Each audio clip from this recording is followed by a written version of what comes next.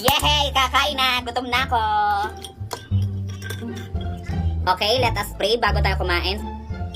Sa ngalan ng Ama, ng Anak, ng Espiritu Santo. Amen.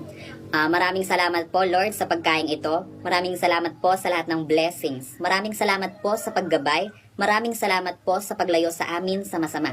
Maraming salamat po sa lahat-lahat, Panginoon. Salamat po sa cellphone. Salamat po sa matibay na charger ng iPhone. Salamat po sa AirPods. Salamat po at medyo maunti na ang aking balakubak. Salamat po sa hollow blocks, buhangin, graba, semento, bakal, kahoy, kawayan, puno ng santol, bayabas, langka, rambutan, apple, grapes, lemon, mango, durian, orange, red, yellow, green, blue, indigo, violet.